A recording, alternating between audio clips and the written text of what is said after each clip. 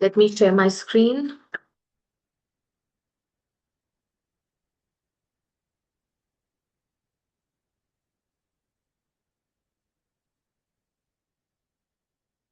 Is the screen visible to everyone?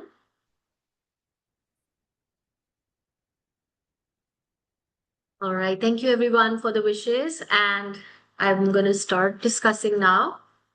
Just a second.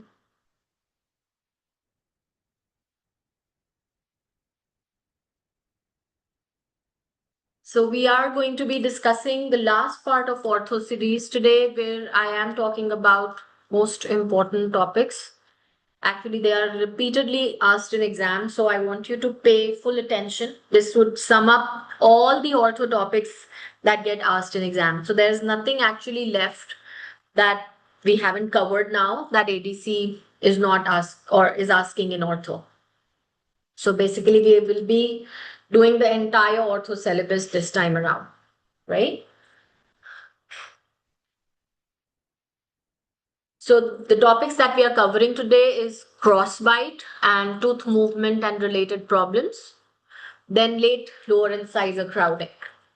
So we'll start with our crossbite topic. And just, I know you will have questions while I go along with the concepts, but sponges, yes, can we all be the sponges? Thank you for the reminder here, Aisha. So yes, so we are going to start with our crossbite topic first. So the definition of crossbite is it's a malocclusion in which one or more teeth are positioned in abnormal relation to their opposing teeth.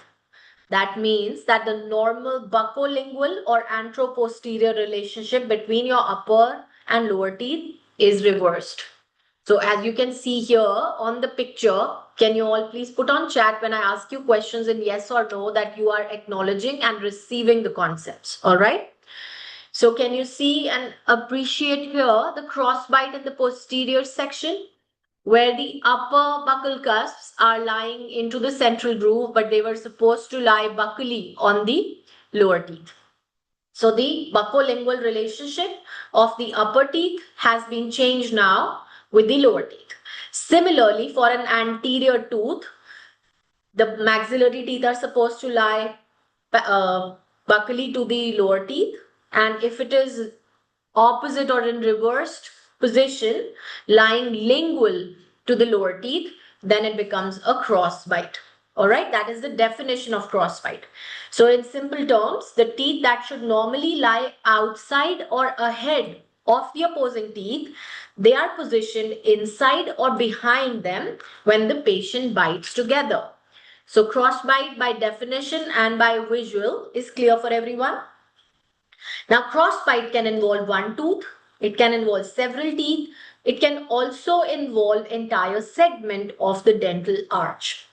It can occur in the anterior region, posterior region, or both the regions as well. Crossbite is important, clinically very important to identify because it can be caused by an abnormal tooth position, or it can be because of the skeletal discrepancy, or sometimes it can be totally because of a functional mandibular shift. So I want you to learn and understand the three etiologies here, which is it could be because of one, abnormal tooth position, two, because of an underlying skeletal discrepancy. It's a skeletal crossbite. Or third, because of a functional mandibular shift. Neither the dental is the problem nor the skeletal, but a functional habitual mandibular shift. All three understood? Yes or no, please? Dental, skeletal, or mandibular shift. So therefore, identifying the etiology is important along with identifying a crossbite. Identifying the crossbite alone will not be enough. you must also identify the underlying cause. Clear? That is number one concept in information gathering questions. These kind of questions will be asked when you are asked to identify the cause of the crossbite. Now, an untreated crossbite, especially when it is associated with a functional shift, when a functional mandibular displacement happens during the closure, it can result in the abnormal tooth wear also, right? So when the problem is not dental, when the problem is not skeletal, but the problem is a functional shift, it can give you abnormal tooth wear, right? It would be pathological attrition. Clear for everyone? Yes or no, please, so that I know every concept that I'm giving you right now is an examination question. You will be using these gems to actually apply answers, apply concepts and choose answers, okay? So when you have a functional mandibular, yes, Rifna, every point is an exam point. So please pay attention to every point. I don't have to emphasize that this point is important. First of all, right? If I have to remind you that, that means you were distracted. So can I please draw everyone's attention without distractions? If you're distracted, please find yourself in your bubble of focus, please. Because today class, every concept, every sentence that I'm saying is an exam concept. Very crucial class today. So if you're asking me to repeat, that means there are distractions around you. Please find your focus. All right. So when you have a functional shift, when you have functional mandibular shift, that means there will also be seen some abnormal tooth wear, right? When it is because of an abnormal mandibular shift, there will be an abnormal tooth wear because that shift will grind the teeth against mandible and maxilla. And there can be periodontal problems. So there can be some periodontal problems like mobility or recession, and sometimes asymmetric dento-alveolar development as well. Therefore, early recognition is extremely important of functional mandibular shift, especially in growing patients. So what are the types of crossbites? Exam question. Please pay attention. Anterior crossbite as well as posterior crossbite. We will talk about all of them. And when we talk about anterior, we will talk about single tooth anterior. We will talk about multiple anterior teeth also, right? And then in growing patients, as well as when the growth has cessated, then how to manage. And posterior also we will talk about unilateral, then we'll talk about bilateral. So, and the management of all as well. So this is the core syllabus for crossbite that gets asked in exam. Let's talk about one at a time. Anterior crossbite occurs when one or more maxillary anterior teeth lies lingually to your mandibular anterior teeth. Agreed? Yes or no? When your maxillary teeth, one or more, lie lingual to the mandibular anterior teeth, instead of being positioned slightly ahead of the lower incisors, which is seen in your normal relationship. As you can see in the picture here, 2-1 is correct position, 1-1 is in crossbite position. Now, it can involve one tooth, few teeth, or even an entire anterior segment can be involved. It can be associated with an erupting tooth, or a tooth can be fully erupted as well when the patient presents to you. So when you see an incisor crossbite, right, you should do complete assessment. What should you assess? You should not just see that, oh, the tooth is present lingually. That's it. The information gathering cluster would involve all these aspects, which would be first, the periodontal status of the lower incisors, which is in the crossbite, should be assessed. Why this should be assessed? To determine that what is the prognosis of your lower incisor tooth that is being displaced labially by deflecting occlusal contacts, because it's a deflecting occlusal contact. It will hit on the lower lingual, yes? Whenever you bring the tooth in your maximal intercuspation, it is a deflecting contact and it is being displaced labially. So there is a labial hit on it. So you have to assess what is the prognosis of the lower tooth. Is there any attachment loss? Is there any recession? All should be assessed. Can you appreciate here the recession in the lower incisor on the picture? And have you seen this in and out in your ADC SBQs or not? And which is always confused with so many questions. What is the prognosis? What needs to be investigated? What needs to be done? If it's fully erupted, what to do? If it's still erupting, what to do? We will resolve all the mystery today. Okay? You will leave the class so confident with it. The other assessment you will do is the edge-to-edge incisor occlusion is achievable or not.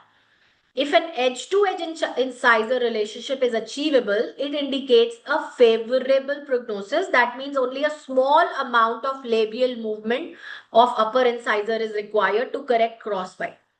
So you will also check, this is your maximal intercuspation, correct? This is your maximal intercuspation, right?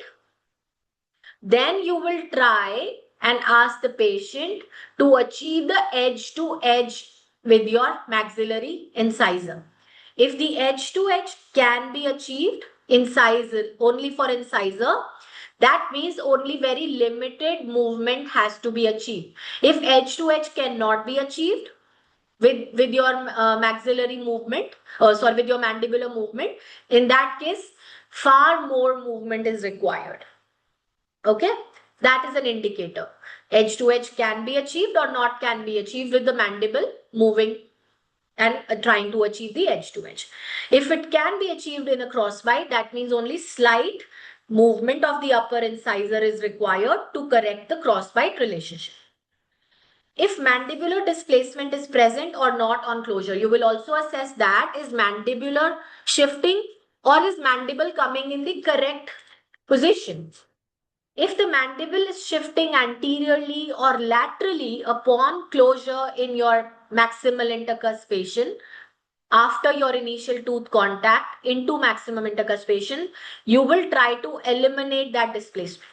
Because maximal intercuspation should coincide with the initial tooth contact. Yes? Is that right or wrong? In an ideal scenario, when your teeth come in contact, the initial contact should be the maximal intercuspation.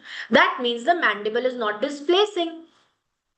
But for example, you started assessing and after initial tooth contact, then your mandible moves and then the maximal intercuspation is achieved. That means the mandible is displacing.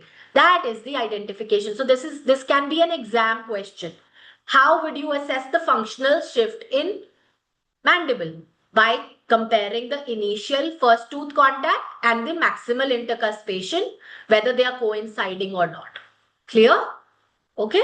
So this is your assessment for mandibular displacement, that from initial tooth contact, maximum intercuspation, there should be no anterior or lateral movement of the mandible. Okay? Clear? You have to watch again then. Hold on. Not all the concepts will make sense altogether. Revision would be required because these are very advanced concepts. So this is the mandibular displacement indicator, that if your mandibular shifts, I'm repeating one more time, please pay attention, okay? If mandibular shifts anteriorly or laterally, does that make sense, Sabhagi, to you? What does it mean? Mandible shifting anteriorly or laterally, does that make sense or no? What does it mean when the mandible move anterior or lateral? What does that move, right?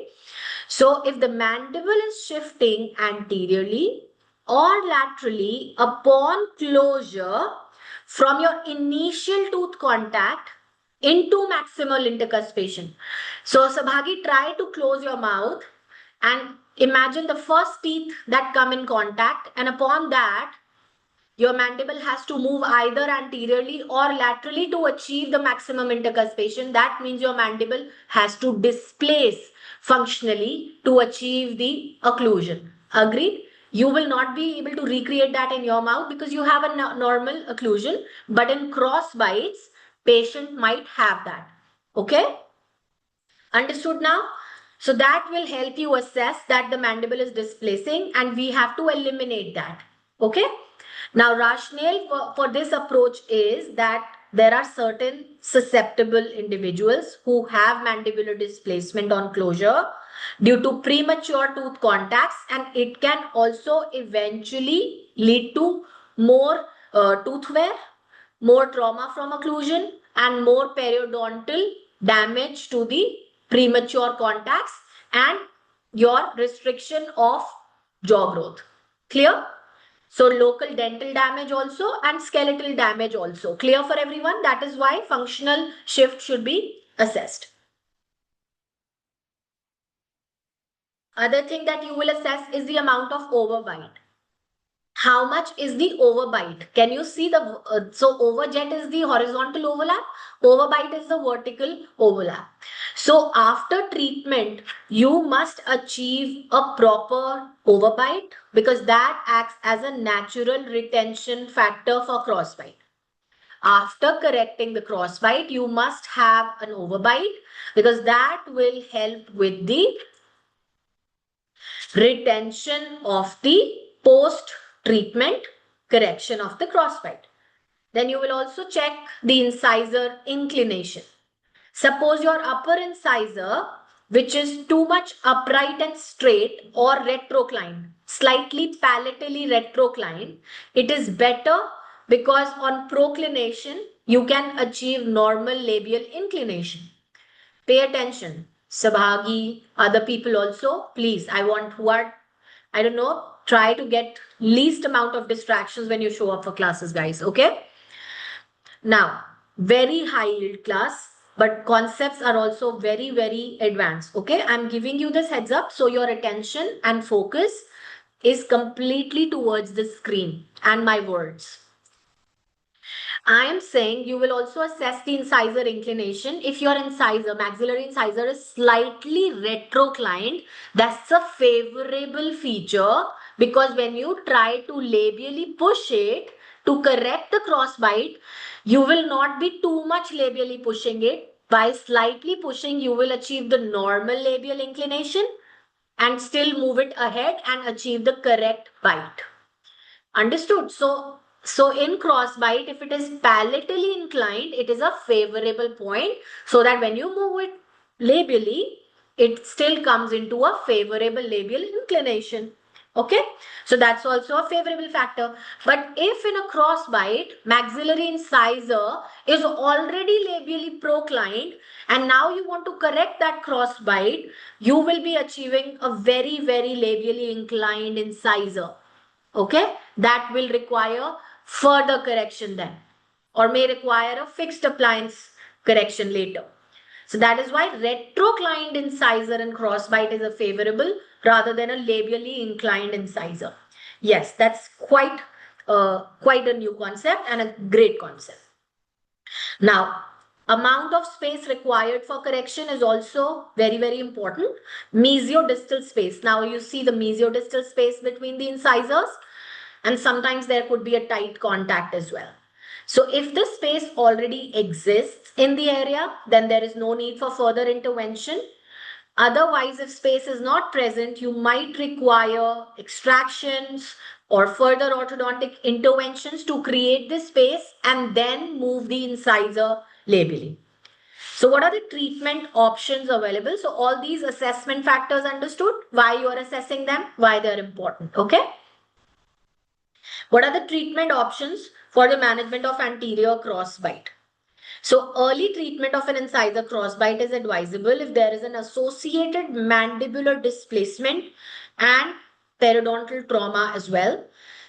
So single tooth anterior crossbite, how will you treat it? There are two methods. One, when the tooth is erupting. Other is when the tooth is already fully erupted and the mesiodistal width is already present. And third is if the tooth has fully erupted but the space mesiodistal width is not present. So let's learn for all three. And these all three situations are asked in exam. Number one, if the tooth is still erupting, inclined plane or a tongue blade can be used to move tooth slightly into the position. Simple answer, Inclined plane or tongue blade when the tooth is still erupting. Registered, sealed. Seal this deal, okay? This is an exact exam question. Just seal it and register it. Second, if the tooth has already fully erupted, but there is enough space present, so you don't have to achieve any space, so you will use an Hawley's appliance with a Z spring in it. A removable appliance which has an acrylic base plate with full palatal coverage, Adams clasp given for retention on posterior teeth, and Z spring to procline the incisor in crossbite. So you're raising the bite with this acrylic base plate. You see, it is all palatally covered with acrylic. That means it's a bite plane. It is raising the bite so the maxillary incisor comes out of occlusion.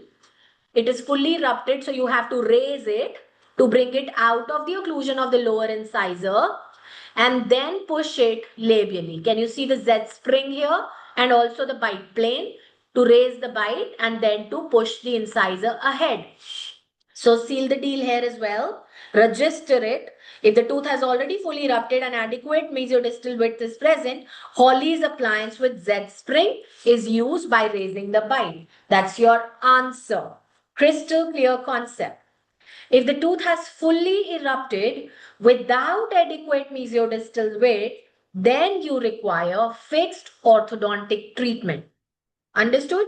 So third answer, for your fully erupted tooth and no mesial distal space to push it with Z spring by raising the bite, you will require fixed orthodontic treatment. Crystal clear or not? All three situations for single tooth crossbite. Crystal clear with understanding, not mugging up answers, but with logics. And in exam, any situation, you have to get the bullseye. Promise me that. Okay? Thank you, Sabhagi. Coming from you means a lot.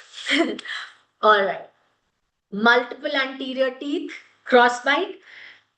Number one, it can be growing patient or patient when the growth has completely ceased. Okay. So two situations in the multiple teeth in crossbite. Ready for it? Everybody. Anterior teeth crossbite when multiple teeth are involved. Two situations. Growing patient as well as when the patient's growth has completely ceased. Let's talk about the growing patient first. So early treatment is absolutely preferred whenever you find teeth in crossbite, particularly because it is also associated with mandibular displacement, traumatic incisal contact, and periodontal damage. These are the three damages that are seen with crossbites, right? The traumatic contact, tooth wear, periodontal damage, and functional mandibular displacement. So these three are the damages, and yes, skeletal growth retardation. So early treatment is absolutely preferred. Now the aim is to achieve a positive overjet and remove the abnormal anterior relationship while the patient is still growing so that the maxilla can continue to grow. So it is important to determine whether the crossbite is dental or skeletal so that you can plan the treatment accordingly. If you have a skeletal, if your skeletal relationship is okay, that maxilla growth and mandibular growth A and B angle is not in class 3 and is in class 1 or class 2, that means it's a dental crossbite. Okay. So if the skeletal relationship is acceptable and problem is only the position of the incisors, dental problem, then only orthodontic tooth movement is used to correct the crossbite. Understood? Everybody. If skeletal relationship is correct, class 1, acceptable, in that case only dental problem is there, and then it is only due to the position of maxillary incisors. Orthodontic tooth movement can be used to correct the crossbite.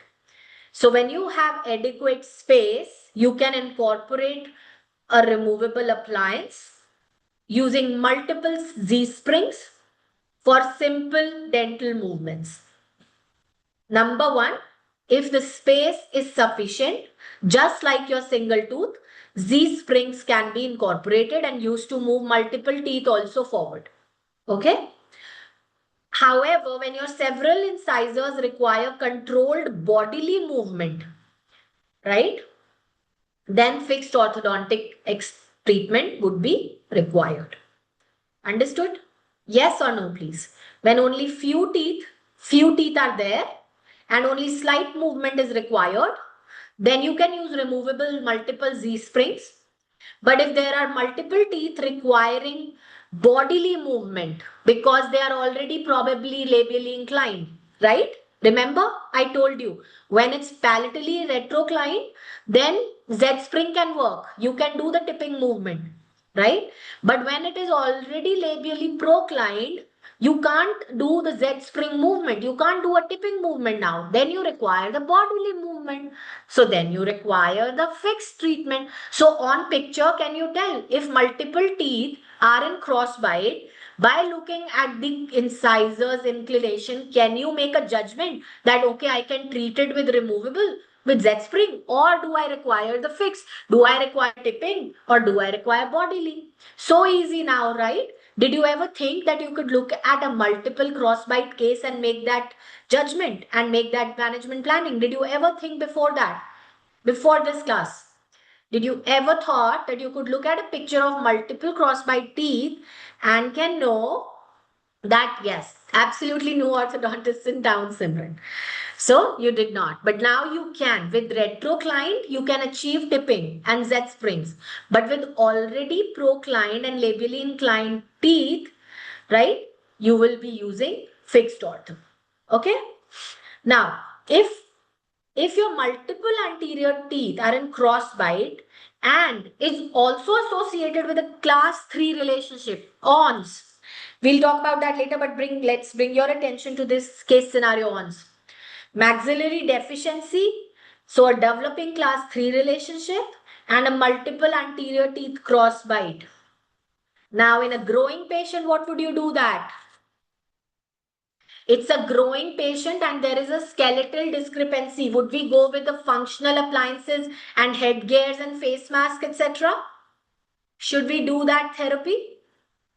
Yes, the myofunctional therapy. Absolutely correct. Beautiful, everybody. So, somebody texted me today on WhatsApp also to cover these points and review these points when the functional appliances and myofunctional and your job growth modification can be done. So, you will choose these answers when the patient is in growing age. Yes? In growing age.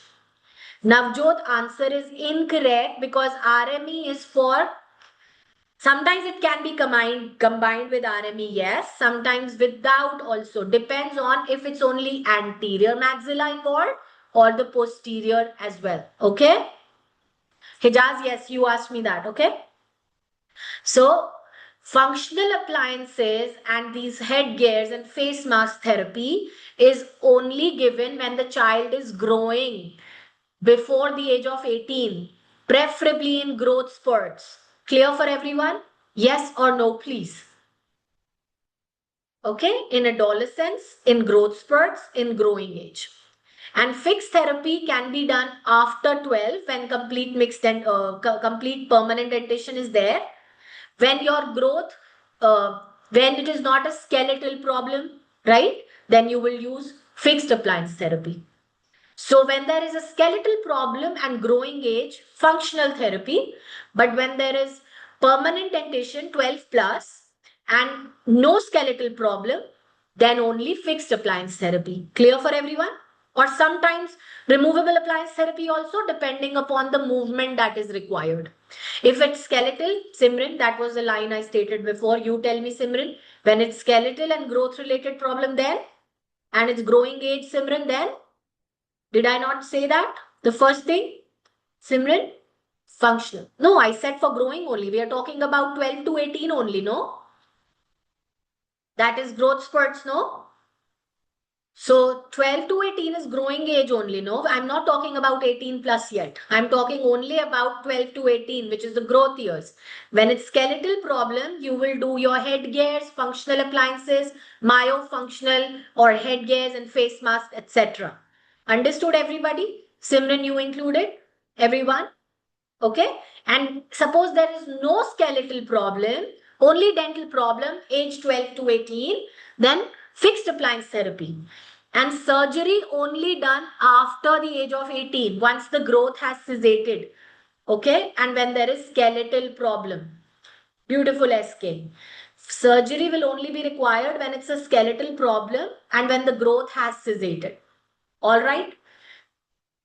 Now, coming to the concepts. So for this case, when you have anterior multiple teeth involved and there is maxillary deficiency, what will you do? You will use maxillary protraction face mask therapy, sometimes combined with rapid maxillary expansion if there is posterior deficiency as well. All right. And it will encourage your maxilla to grow forward and bring the positioning of the mandible forward. Understood? Crystal clear? Yes or no, please? Very, very important examination concept. Now, the advantage of treating us now, recently in March 26, you got all such questions. Anyone remembers in UF2 internal class? We talked about all of them. Posterior crossbites, we talked about slow maxillary expansion, rapid maxillary expansions, face mask, head gears, myofunctional mandibular appliances, right? So we talk full SBQ was there on, right? So that is why this entire ortho series will completely prepare you for any new ortho questions, all right? But all you got to do is you have to keep revising these classes, UF2 as well as the ortho series. Advantage of treating a skeletal component during the growth is that your treatment can utilize the patient's remaining growth potential, and once the growth has substantially ceased, then the opportunity for your skeletal modification reduces. Is that right? So best time is to utilize the growth period, right? And utilize the patient's remaining growth potential. Once the age is gone, the opportunity for skeletal correction is limited.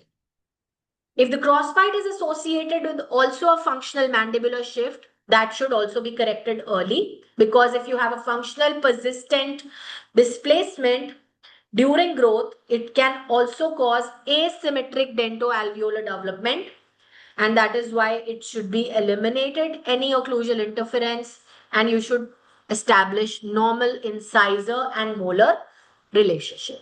Clear for everyone or no? That functional shift also gets corrected when you correct the crossbite early on.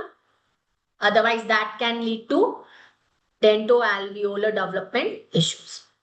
Now, patient on reading Simran, you will be provided full hot notes, elaborated hot notes to read later.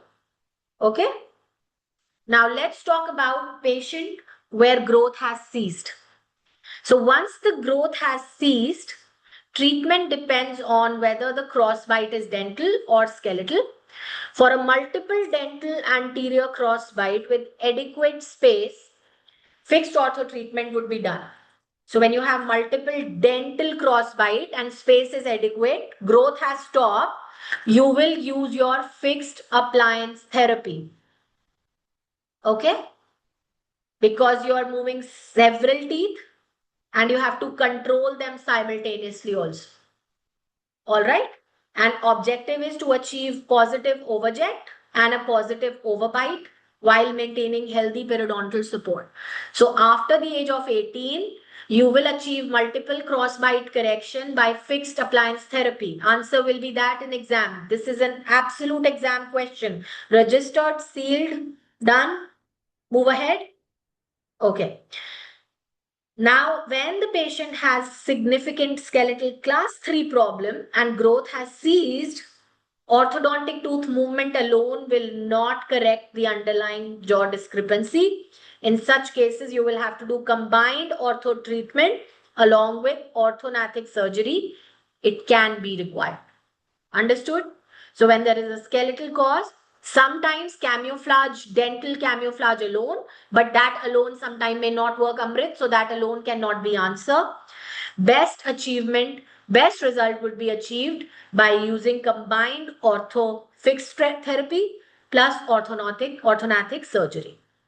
Clear for everyone? Yes or no, please? Absolutely clear or not? Non-growing patient, Ilyas. Non-growing patient, when only dental problem, fixed appliance therapy. When it's skeletal problem, fixed appliance plus orthodontic surgery. Ilyas, clear for you? That will be decided by the oral surgeon and orthodontist, not as per you. Sometimes it could be because protraction of maxilla, sometimes it could be reduction of mandible, depends upon the uh, findings on the your lateral ceph. What is the growth? Is there maxilla deficiency or is there mandibular excess? Based on that, the decision will be taken. All right. So that's why in a non-growing patient, you have to find that whether the crossbite is within the limits of tooth movement or the skeletal discrepancy is so severe that it cannot be compensated dentally.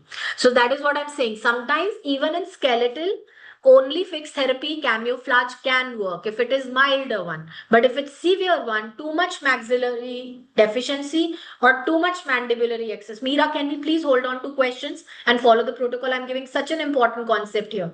Please. Could we please hold on to questions, guys? Right? Because I was just delivering very, very important concept. Kindly let's not distract other people also with questions. So to everyone, let me please request you to keep questions towards the end. Can we please do that? Please. So I'm giving you this concept that if the skeletal discrepancy is mild, then only camouflage can be done, even in the skeletal cases, dental correction. But if it's too severe, in that case, along with the fixed therapy, surgery also would be required because there is only a limit to which you can dentally correct the overjet and overbite. Understood? Otherwise, you will be proclining your incisors too much. Yes or no, please? Is that registered or not? I was already explaining the same concept, Meera, that the one you asked. So I hope that's clear. I was already going to talk about it. So Meera, I hope your question is also resolved. But if you guys can please hold, I will be talking about all of them. All right, give me time so I can talk about every point. Beautiful. So skeletal also, it's not necessary that every case will go to surgery. Mild cases can also be camouflage wise corrected. Now comes our posterior crossbite. How to correct the posterior crossbite? So posterior bite correction requires management, whether it's unilateral, whether it's bilateral, and whether it's skeletal or whether it's dental or whether it's from soft tissues or habits. Because we know that thumb sucking, etc., digit sucking can also lead to your crossbites posteriorly. So we will talk about the treatment of unilateral and single tooth posterior crossbite and bilateral posterior crossbite.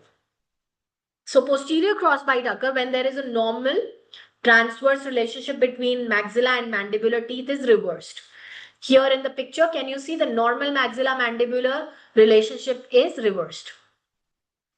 So the maxillary teeth lie buccally to their normal, maxillary teeth lie palatally in their natural relationship to the mandibular teeth. It can involve a single tooth, several teeth, one side of the arch and both sides of the arch. So unilateral or bilateral and sometimes single tooth or maybe few teeth.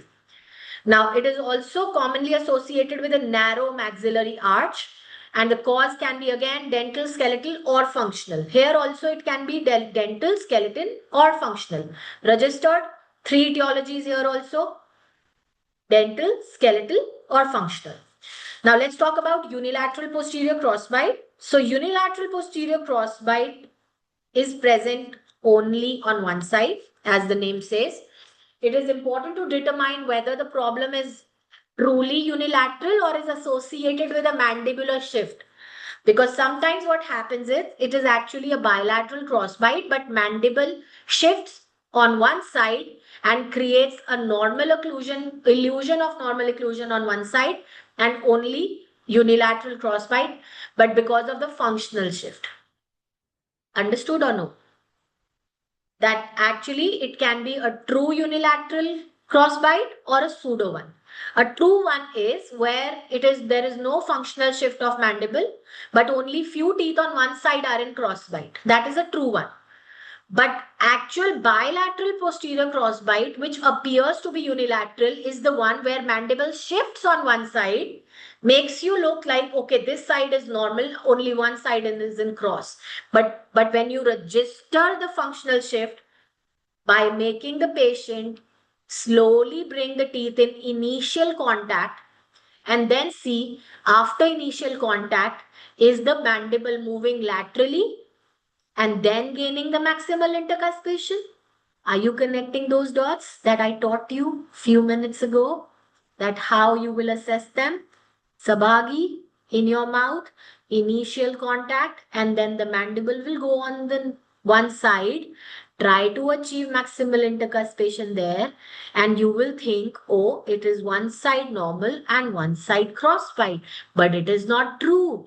It is a true bilateral crossbite, but appearing unilateral because mandible is shifting on one side and making it appear so.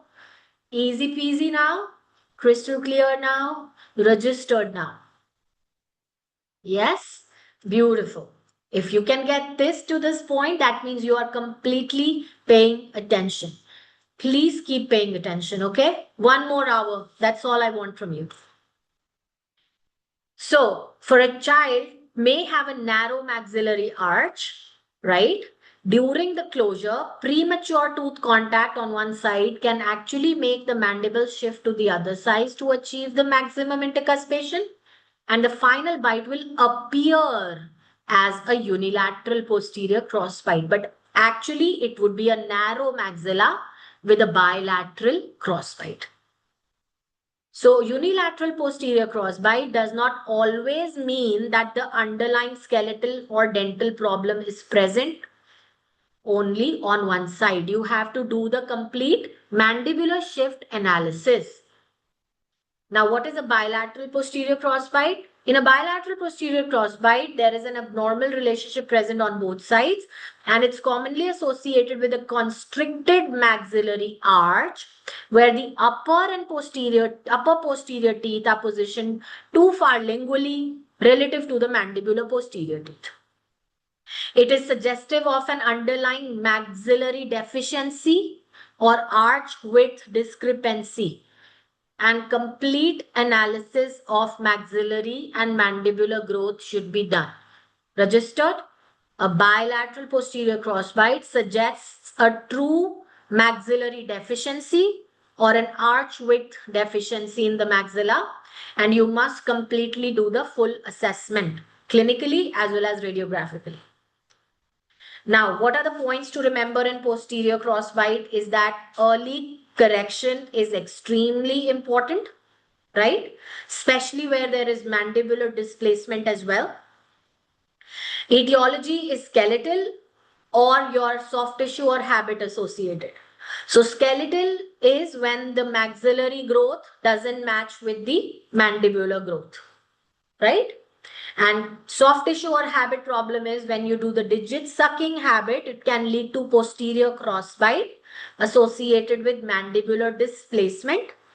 And with your digit sucking habit, the tongue is positioned slightly lower and it puts the pressure on the teeth, and cheek contracts and leads to narrowing of the upper arch. So even long-term habits can lead to constricted arch, and sometimes it could be skeletally maxilla is deficient. Understood?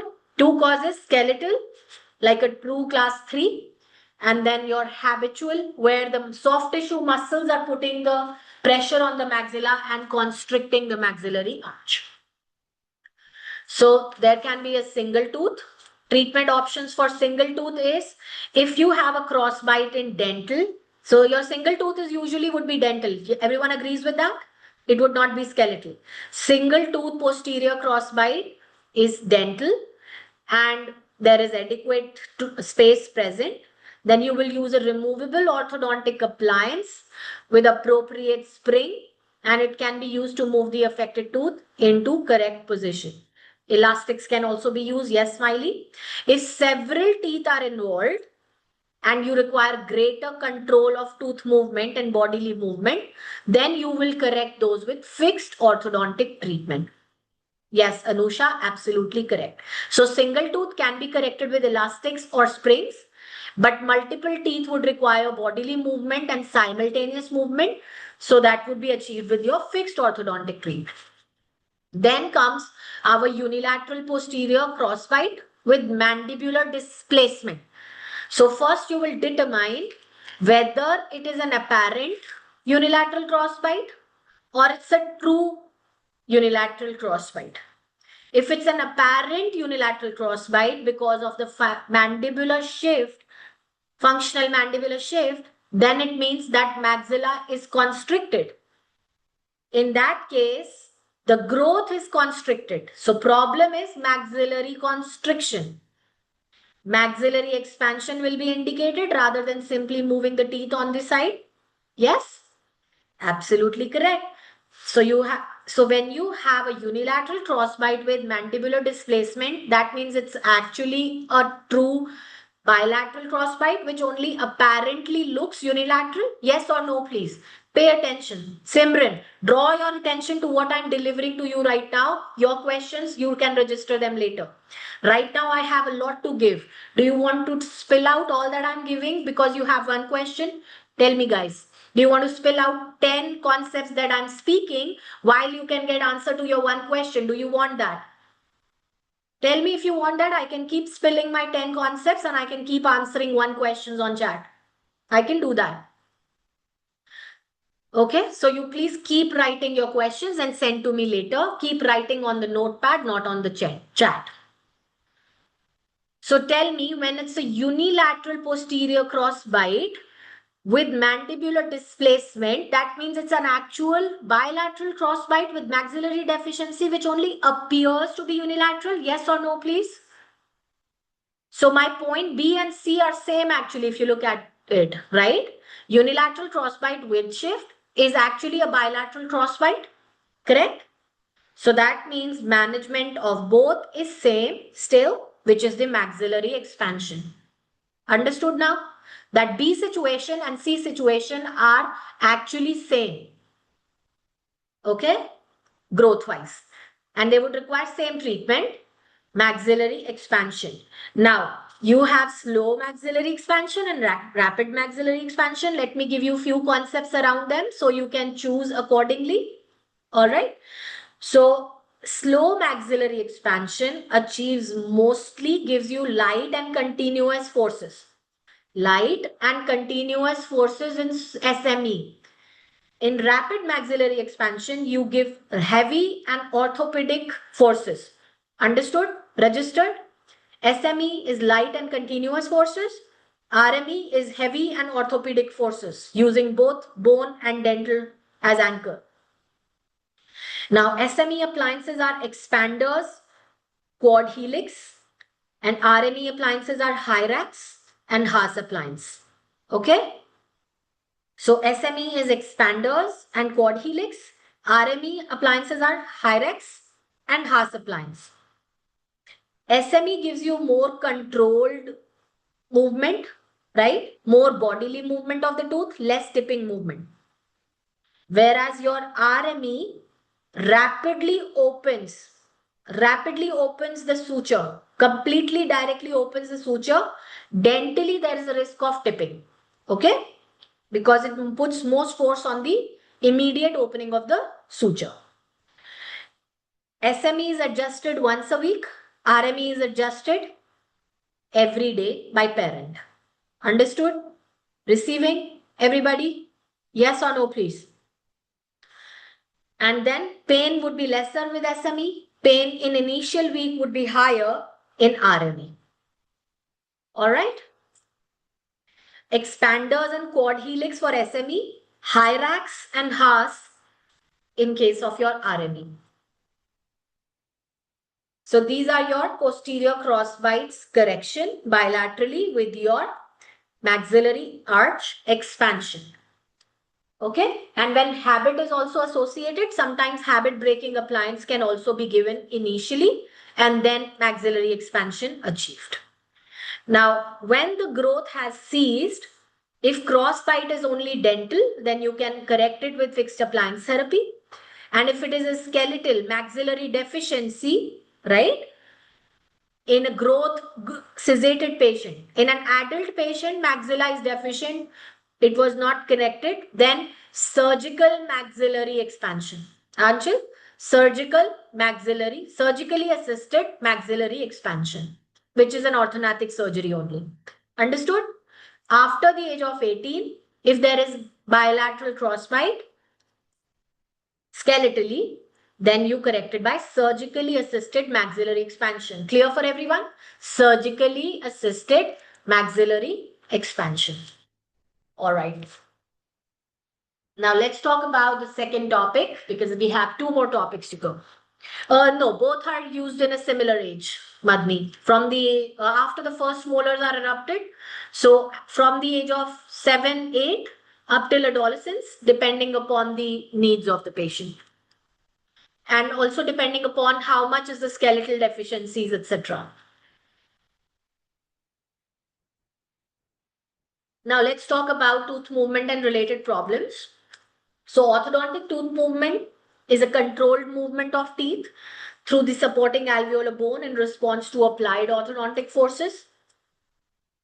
Unlike your ordinary tooth movement, which can occur as part of your eruption, growth of the patient, age of the patient, orthodontic tooth movement, yes, RME, is a deliberately produced by applying a controlled force to the tooth. So orthodontic movement is unlike your natural tooth movement, right?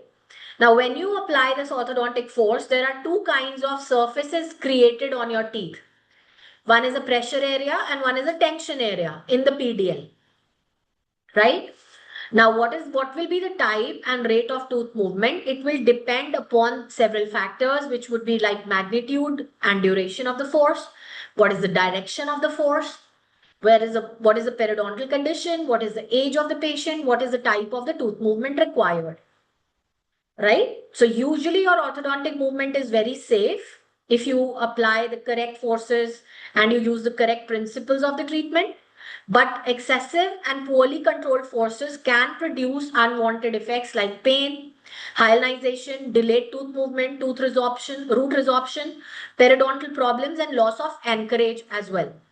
Clear for everyone? If you're not using correct principles and using heavy and poorly controlled forces, you can achieve pain. It can lead to hyalinization. It can lead to delayed tooth movement, root resorption, periodontal problems, and loss of anchorage. Right? So, application of a sustained force to a tooth creates the area of pressure and area of tension within your periodontal ligament, which ultimately will create an area of bone deposition and area of bone resorption. Yes? Is that right or wrong? So what are the types of tooth movement? One is tipping movement. Tipping can be controlled tipping and uncontrolled tipping. Another is the bodily movement. So tipping is your simple type of tooth movement, whereas a single force is applied to the crown, which can result in the movement of the crown in the direction of the force, and root will move in the opposite direction. Controlled tipping is when the lingual movement of the crown happens, but the root moves very minimally in the opposite direction. Uncontrolled tipping is when the crown moves in one direction and the root moves in opposite direction heavily, like drastically there is a movement. So controlled tipping is when crown moves but root only moves slightly. Whereas uncontrolled tipping is when your crown moved but root also moved very much in the same extent. Can you appreciate the image A and B and see that root should be even slightly moved, even in the tipping forces? It should be so controlled that root doesn't move a lot. Whereas in uncontrolled tipping, root also drastically changes its position. Shreya, I will be talking about it. Hold on. Okay, first of all, learn the controlled and uncontrolled tipping. Not all tipping would be uncontrolled, okay? So best tipping forces are also controlled ones. Then comes so removable appliances achieve your tipping movement, right? Removable appliances achieve your tipping movement. Then is your bodily movement. Now, bodily movement is if the line of action of an applied force passes through the center of resistance of the tooth, so all the points on the tooth will move an equal distance and in the same direction.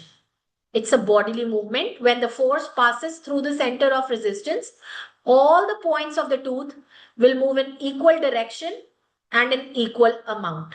Clear for everyone? That is your bodily movement or translatory movement of the tooth. Understood? So translatory movement can be palatally or labially, intrusive or extrusive, but the whole tooth, root and crown, moves in the same direction in the same amount. Okay? And in that case, the force has to pass through the center of resistance of the tooth. Right? So what are the histological changes which happen following the movement of the tooth? Hyalinization will be also explained here. So histological changes are seen during the tooth movement. They also vary according to the amount and duration of the force. So when a force is applied to a tooth, in the area of the pressure and the area of the tensions are generated. So what happens on the pressure side and what happens on the tension side? Let's talk about it. So on the pressure side, when you apply only mild force, the PDL in the direction of the tooth movement will get compressed. Yes? So in the direction of the movement, PDL will get compressed. PDL in that area will get compressed. That will become area of pressure and it will compress to almost 1/3 of its original thickness. And it will increase the vascularity in the PDL. So blood will come rushing in due to capillary blood supply and it will bring in fibroblasts as well as osteoclast. In pressure, fibroblast and osteoclast will come, right? And the tooth movement occurs within a few seconds as PDL fluid is squeezed out, vascular supply is compressed, and it sets off a complex biochemical response. Within 2 days, osteoclastic activity will become and frontal resorption will happen. So on the pressure side, bone resorption and clastic activity, osteoclastic activity, Anchal. Yes? Understood everybody? Pressure side, PDL compresses, vascularity increases, osteoclasts come in. Within 2 days, resorption begins and movement starts. When you put heavy forces, sometimes abnormally heavy forces, PDL will compress to such a degree that the blood supply will be completely cut off and that will produce an area of sterile necrosis, also called as hyalinization. So small areas of hyalinization are also seen even in the light forces.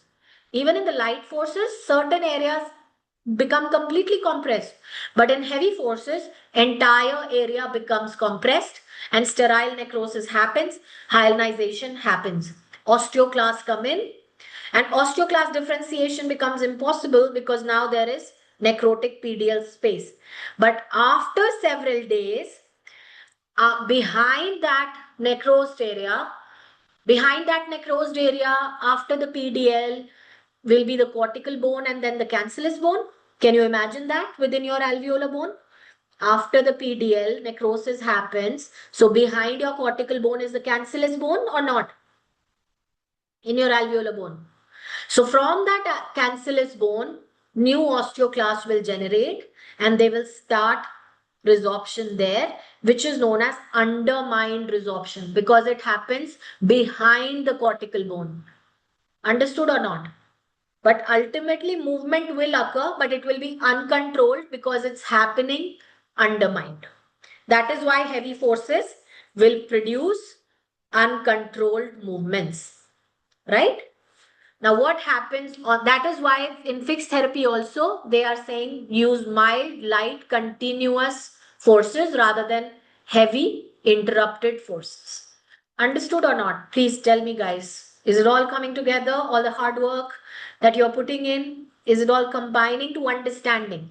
The End result of every class has to be understanding. It is not about me speaking and you listening. That happens in every class. That is not at Winsport class. At Winsport class, it has to be leaving feeling revived in your concepts. Okay, transformed. If you're not transformed, please call me out, because I do not want to deliver a class which is anything less than excellent, transformational. Okay? Absolutely, Ajina. That is exactly what I want you to be doing right now. Keep imagining and understanding. Now, what happens on the tension side? So, tension side, following the initial application of light force, the blood vessels vasodilate. There you were vasoconstricting. Here the PDL stretches and blood vessels also dilate and PDL fibers also stretch and fibroblast and osteoblast come in. So on stretch side, osteoblast come in because they think, oh, it's stretching. We need to build something. And there in pressure area, we are compressing. So osteoclasts come in. Oh, it's too tight. Let's resolve something, right? Think about how cells are thinking. When you're compressing, cells think, oh, let's create more room. It's too tight in here, right? Let's create osteoclastic activity. And when you're stretching an intention area, cells think, oh, it's too stretchy. It's too wide. Let's build some bone here. Let's bring the osteoblasts here. Does that make sense? That's exactly how your cells are thinking. Everybody is thinking. Everybody takes every step by thinking and understanding, right? So we don't do anything without thinking, and we don't do anything without understanding, right? Why we are doing it. Even the cells in your body are thinking when you don't even know what they're thinking, right?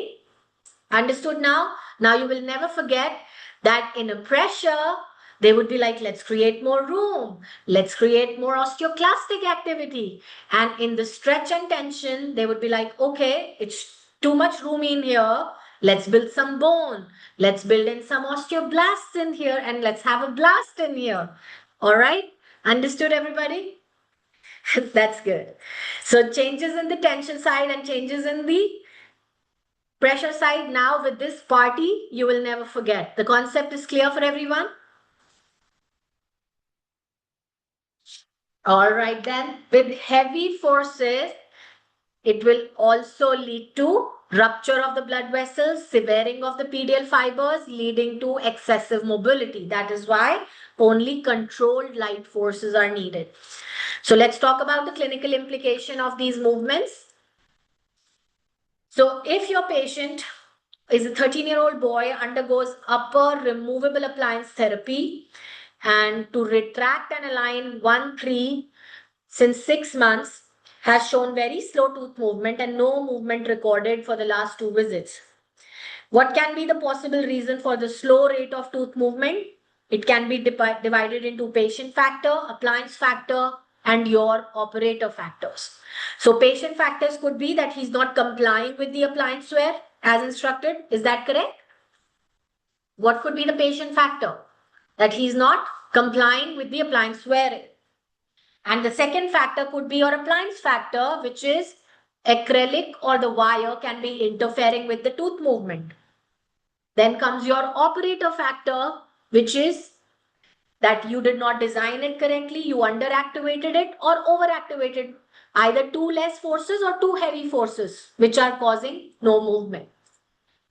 So tipping movement usually requires 0.3 to 0.5 newtons or 30 to 50 grams. And treatment should be decided based on the cause, and necessary instructions to the patient should be given, the compliance should be given, and adjustments to the appliance and should be, or a retractor should be done so that light continuous tipping forces are applied. Another case here, Alan with fixed appliance therapy. He comes to you. He had gone his 2-year course of full lower and upper appliance therapy, and you are seeing him 3 months after. He's now wearing upper and lower full-time removable retainers On examination, you find grade 2 mobility of upper incisors and grade 1 mobility of all other anterior teeth, and including the first permanent molars also on the both arches. He has good oral hygiene, no bleeding on probing, and you ordered an OPG. Now, can you see OPG is giving you the bone height and the root length is changed and altered? Do you see the apical root resorption? So now root resorption has a multifactorial etiology here, right? And most commonly in the history of, when there is a positive history of fixed appliance therapy, the most amount of apical root resorption will be contributed to your orthodontic forces. Agreed? So on an average, 1 mm of root length will typically be lost over a 2-year course of orthodontic treatment. And the risk of orthodontically introduced apical resorption is higher when there are blunted roots, when there is history of trauma, when there's short roots, or when there is also history of previous root resorption, right? So you have to evaluate the patient by continuously monitoring other parameters as well. It could also be because of excessive forces used and too frequent appliance adjustment if it's being done. And if during your fixed appliance therapy you find that there is excessive apical root resorption, then the treatment should be stopped and halted for 8 to 12 weeks. And a passive retainer should be given. If apical resorption is severe, then the treatment goals should be reconsidered with the patient and alternative options should be explored. All right. So in the above patient case, patient should be made aware of the mobility and a thorough clinical and radiographic assessment of his teeth should be carried out. Sensitivity, so tooth sensibility testing should be done, whether they are vital or non-vital, and all the mobility should be assessed. Patient should be instructed with full-time wear of his retainers for another 3 months and then to proceed only to the night wear for the 6 months. Patient should also keep showing up for the regular follow-up and keep ascertain that apical root resorption should not progress. All right? That's clear for everyone. So in his case, fixed appliance therapy is already taken off. So monitoring only and wearing of his retainers. Correct or not? Now comes ADC's favorite, one of the other favorite topic, which is late lower incisor crowding. And in every exam, you have found questions relating to your third molars and lower incisor crowding, third molars and lower incisor crowding. And it's always a perplexity unless you have seen UF1 classes so well and all the reference articles there so well. Can you please give me the verdict already? Anyone who has done the complete UF1 in-depth studying and seen all the references and done the footnotes, can you give me the verdict already? Is your third molar an etiological factor for late lower incisor crowding? No, not at all. But historically and in patients' mind, do they think that it is the cause? Do patients think it is the cause? Yes. Historically, was it believed it is cause? Historically, was it believed? Yes. But what is the current scientific verdict on it? That it is absolutely not. Will you ever extract your third molars to prevent the lower incisor crowding or to relieve the already existing lower incisor crowding? Absolutely no. Let's learn about late lower incisor crowding. What are the causes and how to assess, address and manage it. So late lower incisor crowding refers to the development or worsening of your crowding in the mandibular anterior teeth, usually in the late teenage years or in early adulthood. So maybe starting at the age of 17, 16, 17, 18 and going up to the early adulthood. So maybe in the 19 and 20 also. Correct? The age group is correct? From late teenage to early adulthood. Yeah. So from 16 to 20, 21, right? Even when the lower incisors were previously well aligned and had even space before that age, in the late teenage and in the late early adulthood, it can happen. So late lower incisor crowding occurs because the space available for the lower incisors decreases relative to the tooth that has to fit within the arch. So eventually space becomes tighter. How does that happen? And I'm going to give you a very paradoxical reason for it. I hope you will register it. Okay? Now, tooth size and arch length discrepancy, Donna, is not. Because at the age of 16, all your second molars have erupted. Tooth arch is formed. Tooth size is out. Isn't that correct, Donna? If it happens at the age of 20, all teeth are already out, mandibular arch is already formed, then what happens? What really happens that in the late stage this crowding occurs? Isn't that intriguing? Let's figure it out. And it's quite paradoxical to what you might think may be the reason. Okay? Let's not make guesses and let's not have wrong concepts on the slate. Can you please clean your slate, everybody? Clean slate. I don't want guesses. You know, I am completely opposing to the ideas of making random guesses. You know that. I don't make my students go A, B, C, D in the class. I don't make my students tell me the wrong answers and keep telling me, oh, tell me this, tell me that. Sorry, that's my job. I will tell you the correct things. I will tell you only the legit things from the beginning on a clean slate. I don't want you to dirty your slate and then try to erase it and then put my concept on it. Okay? Clean slates, please. Everybody? I don't want any assumptions. Drop the assumptions outside the door. Okay? All right. So in the late teens, it is very common in current population for crowding to develop for mandibular incisor teeth. This strong tendency occurs even if the teeth were well aligned or spaced also initially. They could not just be well aligned, they could also have space. And then also mild crowding can happen, right? And sometimes in mild crowding cases, it can become a worse crowding. Number one, registered concept. This can happen when in early ages, teeth were well aligned or well spaced. And in late ages, it can lead to mild crowding. And if in early ages there was already mild crowding, in late ages, it can present a worse crowding. Understood?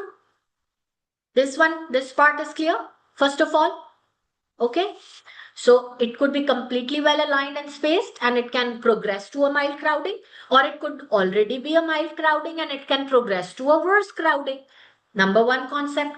Second is lower labial segment crowding also occurs where extractions for relief of crowding or fixed appliance therapy have been undertaken previously. That means even if child had gotten a fixed appliance therapy, say at the age of 13, 14, possible? Yes or no, please? Is that possible? A child could have had at the age of 13, 14, orthodontic correction, fixed appliance therapy for the relief of crowding, and they might have gone premolar extractions for creating space, and a proper alignment could have been given, right? And they were given only removable retainers, mind you. So they wore the removable retainers for 6 months or maybe 1 year and then took it off. And at the age of 18, 19, they can also again undergo that late incisor crowding. Another concept, Hinal, absolute aha moment. Unless when they were given a fixed appliance therapy and their orthodontist gave them a bonded lingual retainer. No, that's not relapse. No, Amrit, no. Don't make assumptions. Clean slate, please let me complete it. It's a very paradoxical concept, so please don't make assumptions. Relapse is a relapse. It would not be called late lower incisor crowding. Will it? Will you call a relapse a late lower incisor crowding? That's a different diagnosis altogether. Is it or is it not? They are saying, guys, Krishna, Amrit, please focus, focus, listen. Everybody listening or writing? You want to listen or write? I can give you time.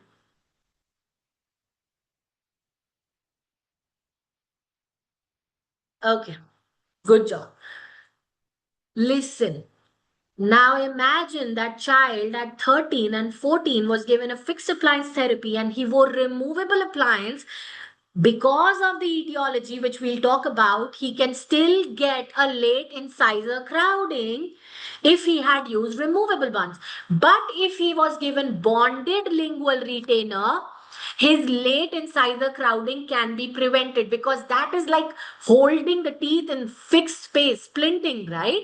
Guys, come on. The etiology cannot be so cruel to actually, pull apart the teeth from the bonded retainer and then lead to the crowding, right?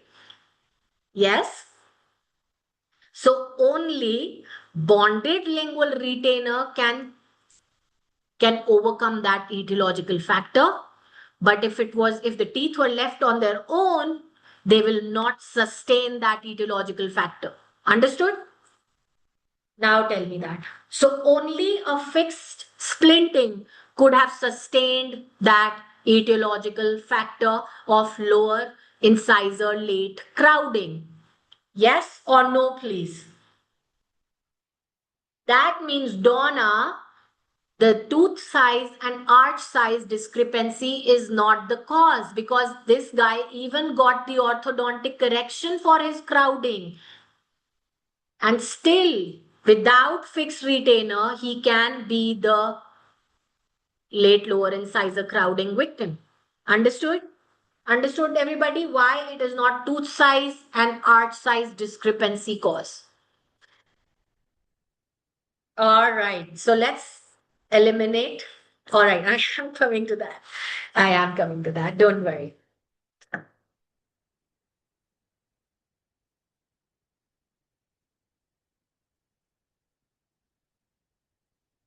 So, the etiology of this is considered multifactorial. Several developmental changes occurs during adolescence, which can gradually reduce the space available for the mandibular incisor.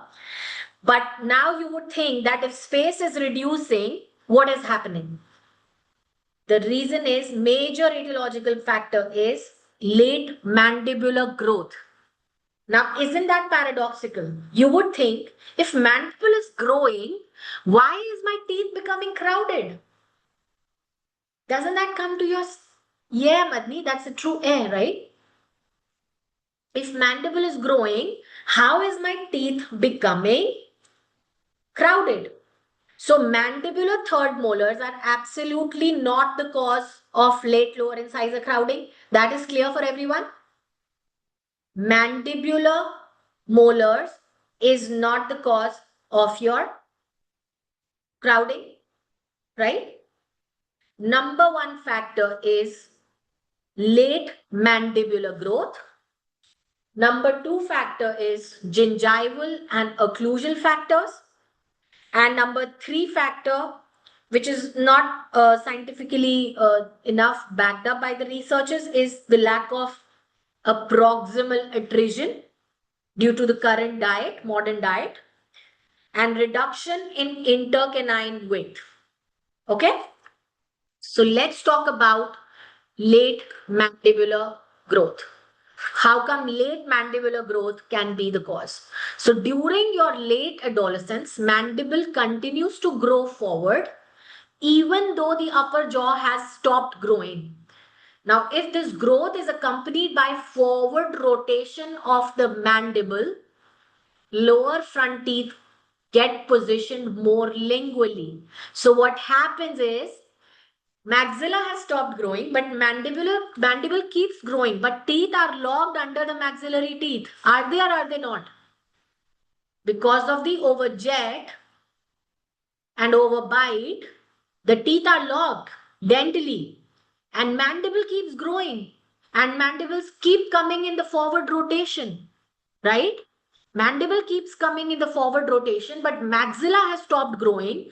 So mandibular teeth cannot move forward. So they start repositioning lingually. And when they start repositioning lingually, they start getting crowded. So there is no posterior molar force coming, and there is no posterior mesial third molar or first molar or second molar force coming. It is, or there is no tooth size and jaw size discrepancy. In fact, the mandible is growing. In fact, the mandible was growing. But despite that, the tooth inclined lingually and got the late incisor crowding. Blew your mind? It blew my mind as well. All right. This was fun, worth waiting for or no? Yes, Simran, right? Absolutely fun. Such a joy, right? Coming to such amazing, amazing moments. It's a joyride. It is. Take some moment, soak in the moment, absorb the concept. That's what you get, right? Such a paradoxical. Now imagine latent incisor crowding is such an ADC concept, and if they gave you all the reasons, late mandibular growth, and then they give you third molars, first molar mesial drift, second molar mesial drift, third molar, late mandibular growth. Textbooks, orthodontic textbooks, okay? So now tell me what will become your answer,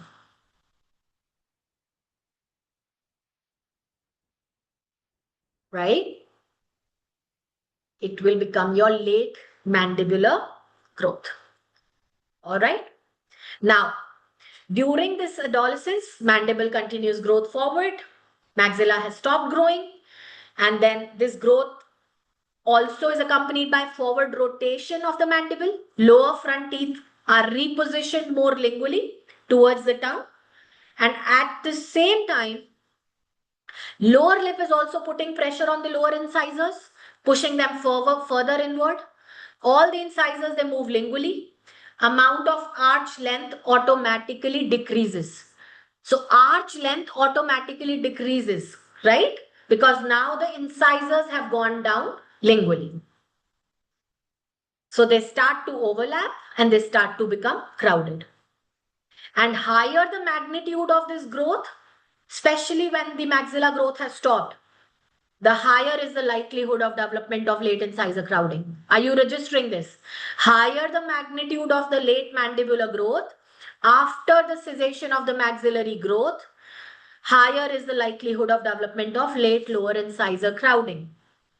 On an average, this problem is seen in male patients, and in male patients, the mandibular growth is completed by 19 years, but it can also continue for longer. And maxilla has already stopped growing by then. That is why it is seen by the age of 19 and 20, and especially in males. Okay? Now, other factors are gingival and occlusal factors. So, the teeth naturally can have some tendency to migrate mesially over time. The pressure from the for those migration can also lead to that, right? Then lack of a proximal attrition in the modern diet, reduction in the intercanine width. After 9 years of age, the mandibular intercanine width reduces gradually during your teenage, and this can progress also into the adulthood. And then third molars have no role, and it's unproven and has been eliminated. So here is a case example of Graham, who's 20-year-old male who presented to you with crowding of his lower front teeth and is wondering if it will get worse. He mentioned his lower front teeth were straight until 18 months ago, and when he noticed the crowding development, and he says now he finds it more difficult to keep the lower front teeth clean. Clinical picture of his tooth on presentation is provided. Can you see the lower incisor crowding now? And he says, and can you see all other teeth are well aligned? And can you also see in the history that before 18 months, he did not have any crowding. So male patient after the age of 19, late mandibular growth. Classic case here. Can you now appreciate it, even in your patients and in your clinics? Do you think, don't you, with every class, keep becoming better and better clinician? You start seeing these things in your patient and you start knowing the reasons. It's not just a crowding to you. It is no more an incisor dental crowding for you anymore. You know the entire pathophysiology, you know the entire etiology, you know even prevalence, the gender, the age group. You will start seeing your patients differently. Would you really not do that? Tell me. And that makes me so happy. You know that? When I see you during the class grasping the concepts with so much confidence and keeping bearing with me with like holding on to questions, that truly means a lot to me. Okay? Now, a complete and proper assessment with adequate history is needed for his appropriate diagnosis. So, late lower incisor crowding commonly presents as newly developing mandibular anterior crowding. So, one thing is it would be newly developing, right? Like in this history. It can give you rotation of the incisors, lingual displacement, overlapping. Patient will say, now I can't maintain oral hygiene. And he can also say that there is increased plaque, calculus, retention around the teeth. These could be the presenting symptoms as well. That now I can't maintain hygiene around it. There is more calculus build up in this area now, right? All these can be the presenting signs. Now, on dental history, he mentions that 2 years ago, he had a course of fixed appliance therapy to close the large spaces in the upper central incisor by composite buildup in 1-2 and 2-2 to close the gap. Right? Graham had brought an OPG which was taken before his ortho treatment as well. Now, on examining, you notice that Graham has recent lower labial segment crowding along with mandibular third molars are erupting. There is class 1 incisor relationship tending towards class 2 and class 3 right buccal segment relationship. That is only dental, not your skeletal. And Graham thinks that the erupting third molar is causing this lower front tooth appear crooked. Do you think he's right? What do you think? Is Graham right? He thinks his lower third molars are causing them wrong, right? So possible factors in etiology in Graham's case most likely would be late mandibular growth, right? What would be the management options for him? So management will depend primarily on the severity of your treatment, presentation. First option, so what is your patient's concern? What is the occlusion? What is the periodontal status? What is the tooth position? Whether the crowding is stable or is still progressive? Whether the treatment is actually necessary? All these factors would be considered or not. In exam, these are the factors that you will choose as your answer. What are the patient's concern? What is the occlusion? What is the periodontal status? What is the tooth position? Is it causing any periodontal damage, trauma from occlusion, too much plaque and calculus buildup, which is causing recession? Agreed or not? You will assess all these factors or not? Based on that, you will decide. So you will not in all the cases go with accept and monitor if there is already ongoing periodontal destruction. Remember that case? I don't remember her name. She's an MMF or she's an UF1. The teenage patient, she had an exam, an edge-to-edge occlusion, and there was recession going on. And there was some anterior crowding as well. She was also a teenager. She's an MMF case. And we advised orthodontic treatment for her and then later grafting for gingival correction. Yeah. So that means that in not all the cases you can accept and monitor. If the damage is going on, please bring on the orthodontic therapy. Yes or no, please? Tell me now. So accept and monitor only when there is mild crowding and function is satisfactory, periodontal health is acceptable, aesthetics are not a major concern, and it is not progressing crowding. Understood or not? When will you only accept and monitor? Patient doesn't have concern with aesthetics. Perio is acceptable. Function is acceptable. No major concerns and crowding is not progressing. Understood? Crystal clear where you will accept. And this is the appropriate approach can simply be to observe and monitor in this case, right? And Graham has relatively mild lower labial segment crowding. Therefore, rather immediately extracting his teeth, he can be reviewed periodically along with monitoring of the eruption of third molars and whether the lower incisor crowding is progressing in his case or not. Intervention will only be done when clinical problems like periodontal concerns, function, aesthetic, and severe progression is seen. Understood? Clear for everyone?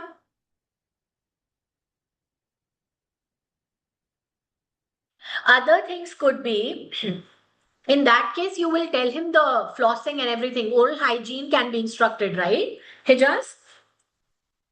But if there is severe periodontal infliction, then you would intervene. So intervention can look like interproximal reduction and stripping. You will remove small controlled amount of enamel from the proximal surfaces, and it is only done in mild cases. Yes.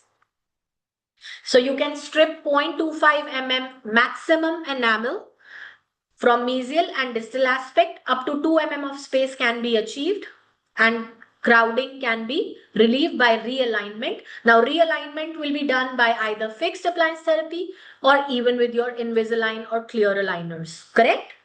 Both can be used, aligners or fixed appliance, but space will be achieved by stripping in case of mild one. Sometimes you might have to gain the space by lower incisor extraction. When the crowding is more significant but is mainly confined to the lower anterior segment, you can actually extract one of the mandibular incisor also. And sometimes you can do the extraction of lower premolars also. Agreed? If there is more crowding, in severe crowding, lower premolars can also be 0.5 per tooth. Mesially 0.25, distally also 0.25. Don't remove more than 0.25 mm per tooth. Okay? So case selection has to be done by orthodontist, whether incisor removal will be required or premolar removal will be required. And retention in this case preferably will be the removable one or the bonded lingual retainer. Now you know which is the only force which can sustain the late mandibular growth. I told you that prior. Everybody understands it? I told you it is not big enough to uproot your teeth and then crowd them further, but you require bonded lingual retainer. Yes, absolutely correct, Madni. And would you require removal of mandibular third molars? No.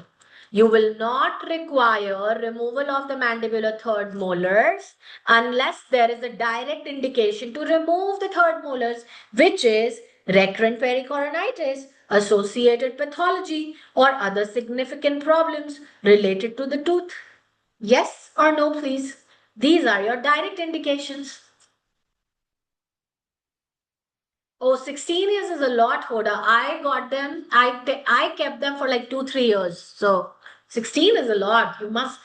You should get it checked for secondary caries or something like that. So third molars should only be assessed independently for established clinical indications like recurrent pericoronitis, associated pathologies, or other significant problems related to the tooth. That's the only indication to extract your lower third molars. If they are asymptomatic and there is no associated pathology, do you need to extract your third molars? Yes or no, please? So you just monitor them, right?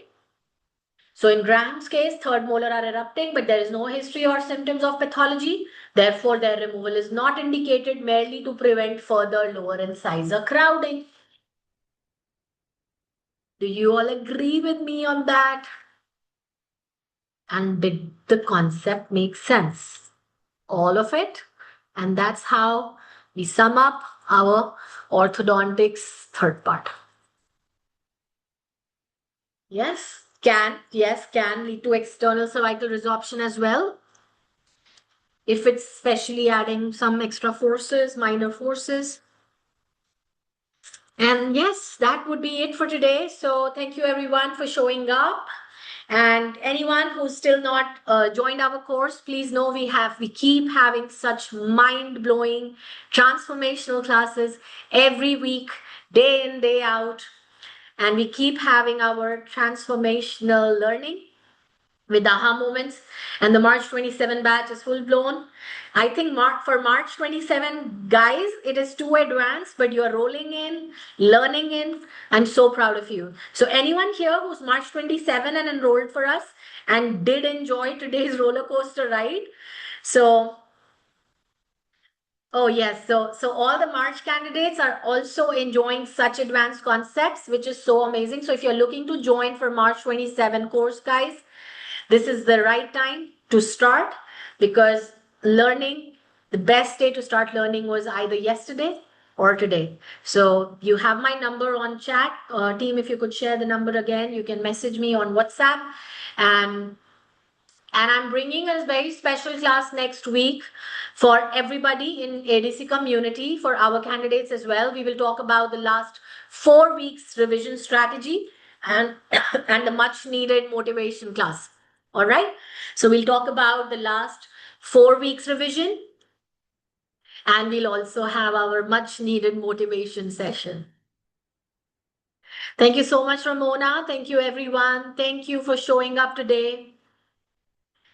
I'm so happy, Ananya, that you're enjoying these classes. And I have another SBQ ready, Nivedita, for today's class. I will be posting it on Facebook group. And yeah, that would be it. So let's meet tomorrow.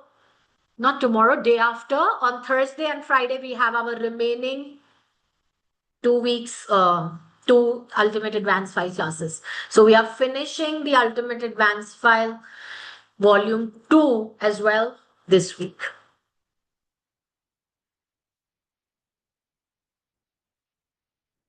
So how old is your sister now? It could very likely be the late, because relapse would have happened immediately, right, Hoda?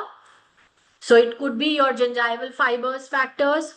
If it's not mandibular growth, then it's your gingival fibers readjusting. Not relapse, but completely gingival fiber forces again. Yeah. So Meenakshi, you can drop me a message. Team, could you please send Meenakshi or everyone here my number again? You could drop me a text on WhatsApp, my number. I will send you the course details. We have early enrollments for March 2027. And actually, we are now bringing the free 2 months access to our March 27 course. So officially, the March 27 batch is to start in October. But now we'll start giving the free 2 months access to everyone who joins us now. So completely no extra fees for that. And you can get 2 free months access for the March 27 course, starting from now. Right? So instead of 5 months course access, you get 7 months course access. And you're doing, so you can already see there are so many March candidates who are joining us now, and they're already doing all the advanced cases. Team, could you also share the YouTube link? A lot of candidates are asking for YouTube links because they want to find other previous ortho series classes as well.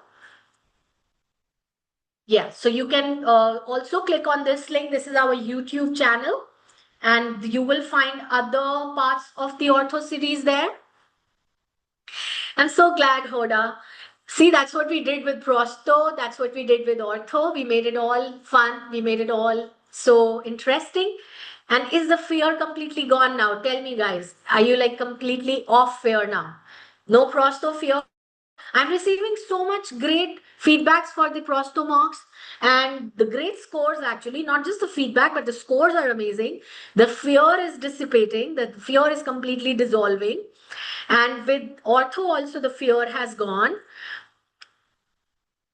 The handbook for what, Meenakshi? Sorry. Hoda, but I've received so many candidates feedback that their fear is dissolving. I hope, Hoda, you get there. Yes, I will be also taking Minakshi. So when you join now, we will also be taking. So actually, tomorrow we are having our 3P class also, right? So where we will talk about the whole plan and how to prepare for March 27, part 1 exam. And then in coming weeks, I will give you the whole process detailed breakdown as well, Minakshi. All right. So Meenakshi, don't worry, all your doubts will be resolved in upcoming classes. I will break down the entire part 1 process also for you, how to prepare, what is given in the handbook, everything I will consolidate and summarize for you. Mhm. Yes, Fenny, absolutely. And this is a very crucial exam concept. So I don't want you to ever be confused with your third molar and late incisor crowding now. All right. I hope nobody ever will make a mistake on that question now. And it's a very recurring and a famous ADC question. All right. All right then. Thank you so much, everyone. Truly means a lot. I'll see you on Thursday and Friday. We are going to do our UAF2 and we are going to finish. This is week 18. We are going to finish our UAF2. Next week is our grand mock. Anyone who also wants to join us for our crash course, this is also the last 4 weeks you can avail the crash course benefits of all the important mocks. All right, that's fine, Donna. It's okay. If they don't think you're mad, then you're not doing something adventurous enough, right? So it's a good sign. Every genius was once considered mad, right? Take it as a compliment and keep going strong. Use the stones that people throw at you to build your own monuments. That's what I've been doing. I'm in the business of making monuments with the stones people throw at me. So I can tell you that. You are pure genius. I can vouch for that, Ramona. I can send them in written, a certificate. All right. So may we all keep being the mad genius scientists that we are, mad genius dentists that we are, mad genius researchers that we are, and let's keep the madness alive and not let it dissolve even for a day. Let's take huge pride in being a little mad, being a little crazy, and being a little obsessed with our own dreams. Shall we? Thank you, Milan. Thank you, Oda. Thank you, Ramona. Oda, that's good. I remember in grade 11, there was this weird cycle, plant cycle. I don't even remember what it was, and something in biochem first year undergrad BDS as well. I would in my sleep keep saying those cycles. And my mom would wake me up and be like, what are you saying? Krebs cycle. Oh, the dreaded Krebs cycle. Yes. And I would keep repeating it even in my dreams. So yeah, we've all been mad enough, right? So madness takes you the places that you want to go. So that's the driving force. Never lose it. Never lose it. The world has its own way of dimming your light. Please shield your light. Would you all do that for me? All right. So many brave hearts have been suppressed and turned cold because of dimming their own lights. And I don't want any of the Winspurts to be doing that. Let me keep reminding you this little craziness and weirdness is what puts you apart from the crowd. So you were not born to fit in the crowd. On the day of the grand mock, you have the plan, Donna. Right? Do you think I will give you no plan day? So you have to make time, right? I will absolutely never, Amrit, let you dim your light. That's my job and I take it very seriously. So that is why I will see you next Tuesday and we will have a very strong, rocking, motivational class. All right? And our revision strategy. And I will take care. Thank you, Ramona. And you too, also. Okay? That's so good to hear, Karthik. And I hope I can keep you inspired and motivated for long. But let me tell you, my plan is very hectic, very, very hectic. And I take huge, immense pride in that. But Inspiration and motivation, they are temporary. I can inspire you for few hours, for few days. I can motivate you for few hours, for few days. The best amount of driving force is discipline. Never giving up on what needs to be done. No matter how beep you feel, you gotta get up, you gotta show up, you gotta give the work that is needed. That's all. Discipline is the only thing that keeps you going to the end goal. That is the only thing that is required. Consistency is only coming from discipline. You can't be consistent if you're not disciplined, right? You can't be dedicated towards something if you're not keeping discipline. You can't have a solid determination if you're not disciplined. No matter how determined you are, no matter how dedicated you are, no matter how devoted you are, no matter how much consistent you want to be, if you don't have discipline of showing up and doing the work that's needed, nothing else matters. Everything else will only give you a temporary jump. All right? But not the greatness. Greatness will only come from discipline. Hands down, the only thing that you require. One thing. That's it. You just show up and with discipline, I have to do this today. I have to learn this today. And then you will be determined, you will be dedicated, you will be inspired, you will be motivated. Don't look out for external factors. They are only short lived. Find your own light, find your own discipline, and then stick to it. Just keep dedicated towards that dream. Absolutely. Discipline comes from believing in the dream. Amrit, no. Dream is what?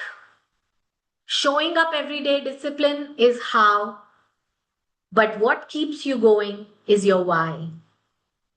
So dream is your what. What I want to do. I want to crack ADC. How can I do it? My how is discipline. But why is that keeps you going and keeps pulling you out of bed every day. If you don't have a why strong enough, I'm sorry, your what and how will not alone be able to give you the result. So believing in your dream is only what? What dream? Discipline is how. But without a why, you will still be a lost cause. So get to your why. Is it because it excites you, because it makes you feel alive, or is it because your family needs it, right? Is it because you want to give your family, your kids, your children a better future? Or is it the love for the healthcare, or is it love for the dental community? Is it for your patients? Is it something that you feel when you're on that chair and your patient's there and you make them smile? That feeling. Remember your why. Every time doubt comes in, Madni, remember your why. And can I give you one tip for your why? Your why usually has a solid footing when it's not about you, when it's about others. If my why is that I want to show up even on my worst days and give the best class and keep smiling and beaming with positivity, is because I love you guys and because you guys are looking up to me to give you this terrific class. If my why is outside of me, bigger than me, then it has a solid footing. If my why is for myself, it will never give me enough. If my why is my kids need this, and if my why is my students need this, that's a why. So I live for two whys. My kids and you all, which you are also my kids, right? You know me. I treat you all as my own kids. So if your why is not outside of you, bigger than you, your goals, your why cannot be a Ferrari, your why cannot be diamonds, your why cannot be bags and houses, and they are byproduct. They are just the byproduct. When you have multiple clinics and when you're doing so much Money will always be the byproduct of your hard work. It will come automatically. It's the energy, it's the currency. But the ultimate why shouldn't be the money. Ultimate why has to be bigger than you. Ultimate why has to be the community, your kids, something that lives outside of you. Not your dream of a car, not your dream house, not your dream luxuries. No, that is your thing. Your why has to live outside of you. That's it. What your patients feel, what your parents feel, what what you bring to the world, what you bring to your kids, what you bring to your entire house. When you're changing anyone's life other than you, that's a dream worth living for. And then discipline will automatically come because the meaning is bigger than you, right? And you are my reason and you are my why. So please know you're important to me because you're my why. All right? Thank you so much, guys. Means a lot. And I'll see you on Thursday and Friday and UF2. And tomorrow we have 3P for March 27 candidates. And yes, lots of things. Milan, can you please also join tomorrow's 3P? Drop me a message on WhatsApp. You will receive the 3P class link. Thank you so much, Hoda, and I love you all too as well. You guys are the reason I've gotten out of bed on my worst days of my life. 9 years of being with you guys. And I can tell you, a decade is not a small time to have, I mean, I'm sure a decade shows people the highest of the highs and the lowest of the lows. And I can assure you that if I have still managed to come up to a class and smile every single time for the 9 years, that is because of all you. That is because of that why alone. And I've cried too. I wouldn't say that I'm always smiling. I think I've shed a tear or two also in some of the classes. Yeah, I was so even on those days. But if I could get out of the bed and still show up for the class and make change and help you learn, that's only because of my why was you guys count on me and I count on you. So we are there for each other. So together we are going to win this and together we are going to be winners. And I'm looking forward to the greatest results so far in the September 26 examination. Thank you so much, guys. I will now let you leave, rest some, revise later, and see you guys on our upcoming classes. Goodbye, good night, bye bye.